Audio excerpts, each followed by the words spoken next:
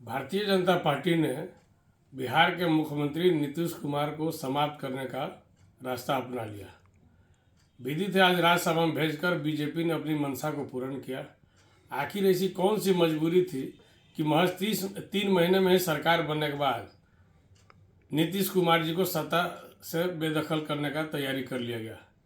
नारा लगता था चुनाव में कि 25 से 30 फिर से नीतीश।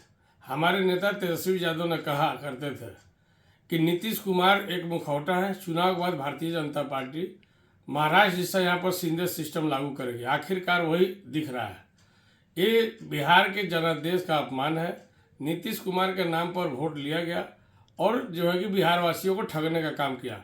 भारतीय जनता पार्टी अपनी कट्टरपंथी विचारधारा से राज्य में जो है कि असहिष्णुता का माहौल बनाना चाहती है। कॉरपोरेटरों के हाथ में जो है कि राज देना चाहती है। पूंजीपतियों के हाथ में राज्य को ढकेलना चाहती है। निश्चित तौर पर बिहार में भी जो है कि अराजकता का माहौल बनेगा।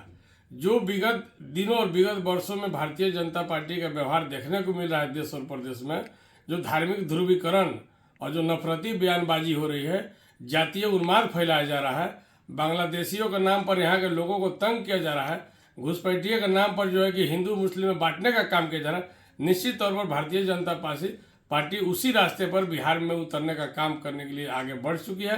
ये बिहार के लिए सोचने का विषय है। सेकुलरिज्म के नाम पर नीतीश कुमार ने ढोंग किया, ये उन्होंने आज राज्यसभा में नामांकन करके साबित कर दिया।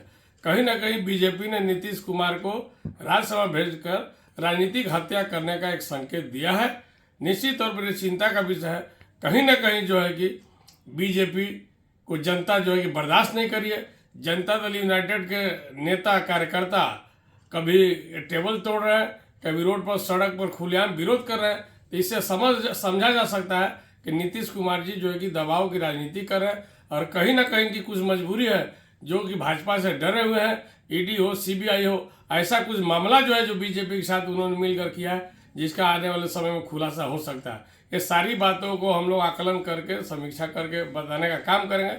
लेकिन यह स्पष्ट है कि नीतीश कुमार ने पूरी राजनीतिक जीवन अपना जो है कि आरएसएस और बीजेपी के गोद में बैठकर किया और समाजवादियों के नाम पर, समाजवादी विचारधारा के नाम पर इन्होंने ढोंग रचने का काम किया।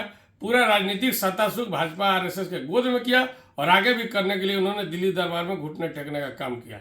ये राजद की ओर से मेरा तौर पर कहना है, राजद प्रवक्ता कैलाश यादव का स्पष्ट मानना है कि नीतीश कुमार की राजनीति भाजपा और आरएसएस के गोद से शुरुआत हुई और वही गोद में जो है कि उस समाप्ति की ओर जाने का अपना फैसला लिए हैं।